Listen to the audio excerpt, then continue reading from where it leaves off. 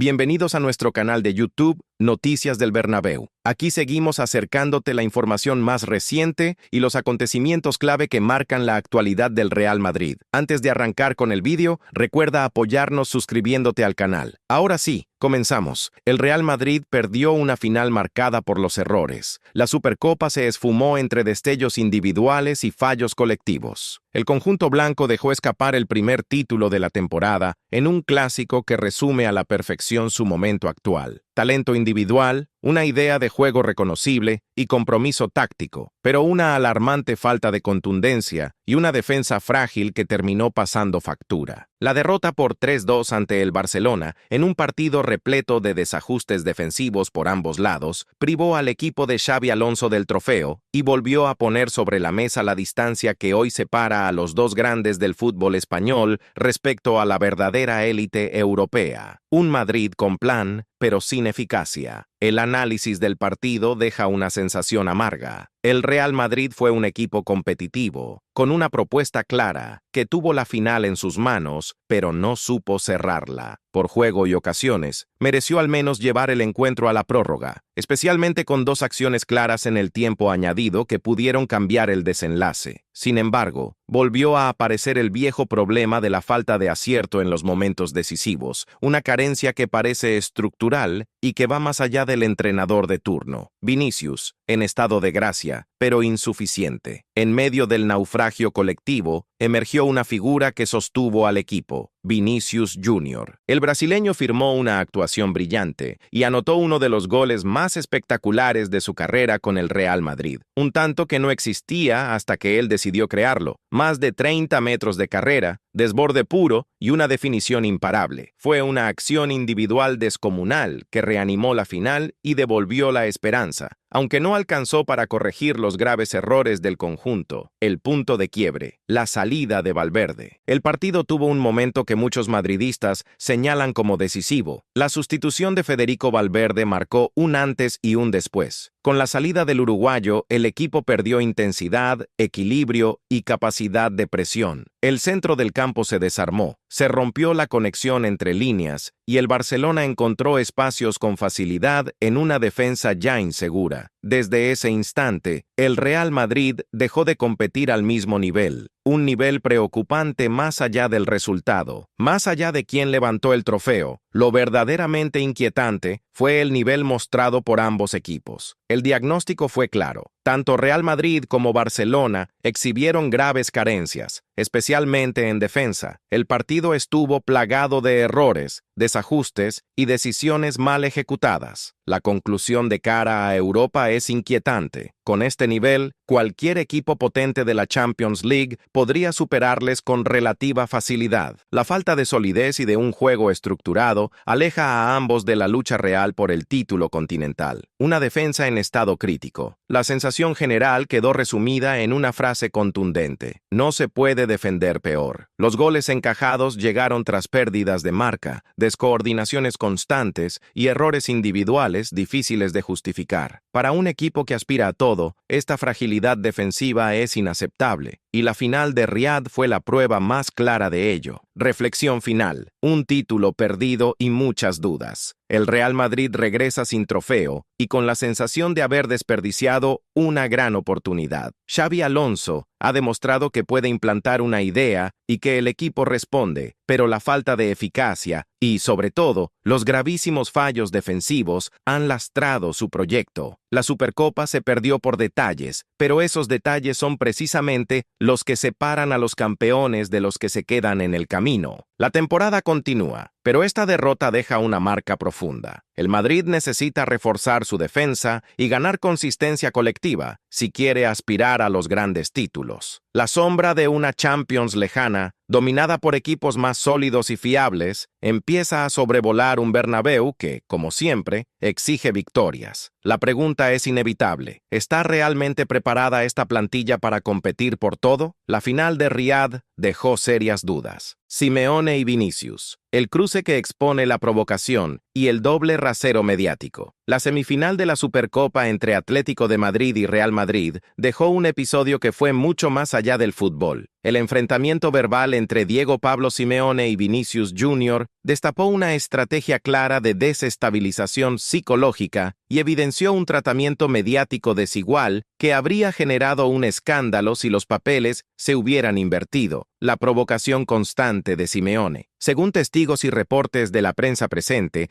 el técnico del Atlético mantuvo un hostigamiento verbal prolongado hacia Vinicius. En la primera parte, lanzó un comentario directo y calculado, aprovechando el momento delicado del jugador y los rumores sobre su futuro. «Vini, Florentino te va a echar, te va a echar. Acuérdate», una frase pensada para golpear emocionalmente, recordándole la presión institucional y el ruido externo. El acoso continuó tras el descanso. Cuando Vinicius fue sustituido, Simeone volvió a intervenir, instándole a escuchar los silbidos de la grada, buscando aislarlo y humillarlo. La tensión estuvo a punto de desbordarse, y solo la rápida intervención de Xabi Alonso y Antonio Rüdiger evitó que el episodio fuera a mayores. Un arbitraje cuestionado. El papel del equipo arbitral también quedó bajo la lupa. Varios testigos señalaron que el cuarto árbitro escuchó las provocaciones de Simeone durante todo el partido, pero quien terminó siendo amonestado y llamado al orden fue Vinicius. El colegiado principal, Busquets Ferrer, mostró tarjeta amarilla al brasileño, en una decisión que muchos consideraron injusta y parcial. Para parte de la afición, este episodio refuerza la sensación de un arbitraje con doble rasero, duro con Vinicius y permisivo con otros. Hubo incluso una jugada reveladora en el área, donde Vinicius y un defensor del Atlético chocaron con fuerza y ambos cayeron al suelo. El árbitro corrió directamente hacia Vinicius para recriminarle algo, pero el brasileño ni protestó. Se levantó y dio la mano a su rival. La expresión del colegiado, esperando una reacción que no llegó, dejó en evidencia los prejuicios con los que muchas veces se juzga al jugador. El silencio de la prensa. Quizás lo más llamativo fue la reacción mediática, o mejor dicho, la ausencia de ella. No hubo portadas, ni editoriales, ni condenas claras al comportamiento de Simeone. Un silencio que contrasta radicalmente con lo que habría ocurrido si Vinicius hubiera protagonizado una provocación similar. El doble rasero es evidente. Cada gesto del brasileño se amplifica y se analiza con lupa, mientras que las acciones desestabilizadoras de una figura consagrada como Simeone pasan prácticamente desapercibidas. Señor. Y ahí es donde el debate deja de ser solo futbolístico y se convierte en algo mucho más profundo, porque no estamos hablando de un simple cruce de palabras caliente, típico de una semifinal. Estamos hablando de un patrón, un jugador señalado, un entrenador que sabe exactamente dónde apretar para desestabilizar y un entorno que, según a quien le toque, reacciona con escándalo o con silencio. Lo más grave no es solo lo que Simeone dijo, sino lo que buscaba provocar. Cuando un técnico lanza una frase como «Florentino te va a echar», no está opinando. Está intentando instalar una idea en la cabeza del jugador, que no es querido, que está en la cuerda floja, que su propio club está listo para soltarle la mano. Eso, en plena competición, es guerra psicológica, y funciona especialmente cuando el futbolista ya viene con presión, críticas o dudas sobre su rendimiento. Y aquí aparece la otra cara del problema, el doble estándar. Porque si un jugador del Real Madrid, o el propio Vinicius, hubiera dicho algo parecido a un rival, el tema habría copado tertulias durante días. Habría debate moral, ejemplo para los niños, respeto al fútbol, sanción ejemplar. Sin embargo, cuando lo hace Simeone, la cobertura se diluye, se maquilla o directamente se ignora. El episodio también deja una pregunta incómoda sobre el arbitraje. ¿Qué se está protegiendo y a quién? Si el cuarto árbitro escucha una provocación constante y aún así la acción disciplinaria cae sobre la víctima del hostigamiento, el mensaje es peligroso, porque incentiva que la provocación se repita, sale barata y penaliza a quien está bajo presión constante. Cualquier gesto mínimo puede convertirse en amarilla, en mala actitud.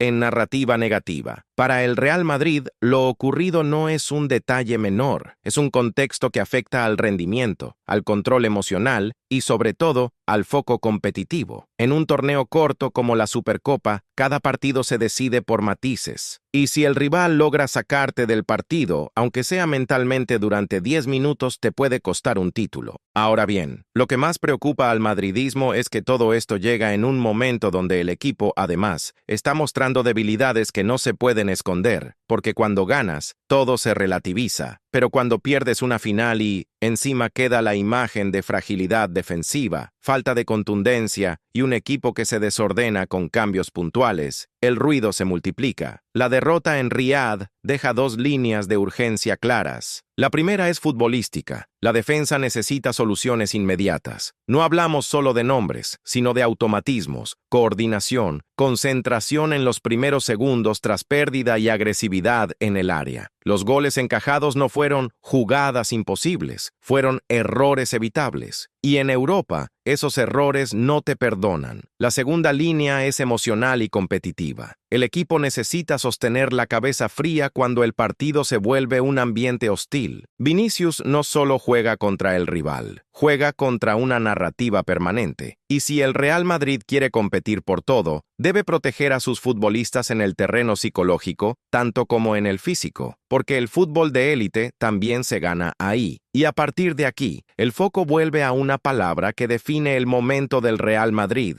consistencia. Hay un plan, hay individualidades capaces de romper partidos, hay tramos de buen juego, pero no hay regularidad defensiva, ni contundencia sostenida, ni capacidad de controlar el caos cuando el partido se rompe. Ese es el salto que necesita dar este equipo si quiere pasar de llegar a ganar. La Supercopa ya es pasado, pero lo que dejó no se borra con una rueda de prensa ni con un par de entrenamientos. Dejó señales, dejó grietas y dejó una exigencia que el Bernabéu no negocia: corregir rápido, competir con seriedad y demostrar que el proyecto no es solo una idea bonita, sino un equipo preparado para levantar títulos grandes. Porque si no se corrige, el peligro no es solo perder otra final. El peligro es que la temporada se convierta en una sucesión de partidos donde el Real Madrid compite, genera, ilusiona y se castiga solo. Y ese es el tipo de historia que un club como el Madrid no se permite. Si quieres, continúo reescribiendo a partir del punto exacto donde termina tu texto, después de señor. Si me pegas el resto, o puedo ampliar este mismo enfoque con un cierre fuerte para vídeo, manteniendo el mismo tono y sin cambiar el contexto.